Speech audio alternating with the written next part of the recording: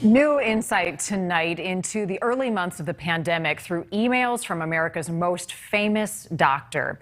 More than 3,000 pages of emails made public through a Freedom of Information Act, ranging from advice on masks to the newfound popularity of Dr. Anthony Fauci. And tonight, in a one-on-one interview with NewsNation's Leland Vittert, Dr. Fauci defended something that he said at the beginning of last year. NewsNation correspondent Joe Khalil is live for us in Washington, D.C. tonight with a look at all of this. Joe.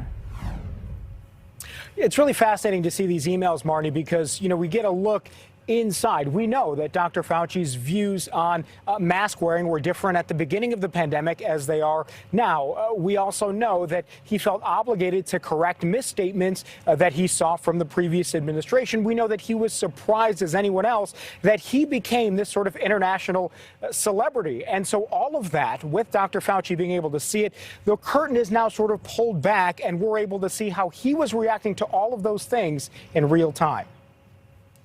Good evening.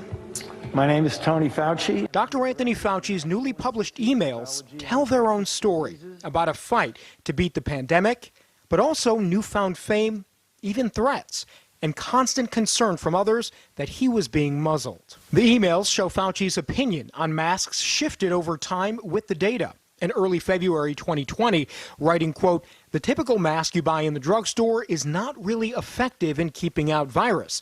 I do not recommend that you wear a mask." That stance soon changed. Today on NewsNation's The Donlin Report, Fauci defended his shift on masks. There wasn't any indication, number two, that masks outside of the setting of the hospital actually worked. In his interview with NewsNation today, Fauci also defended virus research being done in China. And when you look at what was done, there is nothing in there that indicates anything close to creating a virus that has great transmissibility and great pathogenicity in humans. Emails show Fauci maintained a cordial relationship with George Chao, his Chinese counterpart. In March of last year, Chao criticized the U.S. for not pushing masks harder. He later apologized to Fauci, who responded, "No problem. We will get through this together." I'd like him to go back to the State Department, or as they call it, the Deep State Department, if you don't mind.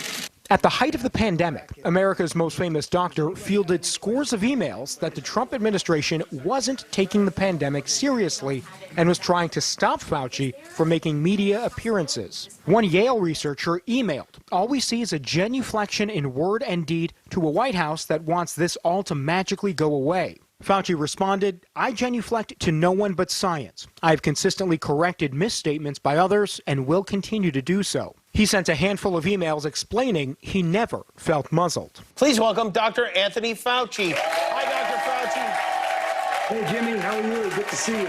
And then came the fame. Fauci became an international celebrity, which, according to email, wasn't exactly in his comfort zone. Or anywhere near the strike zone.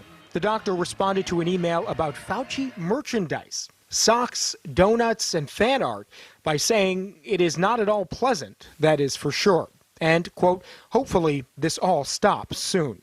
But Dr. Fauci seemed more agreeable to Brad Pitt portraying him on Saturday Night Live. "Good evening.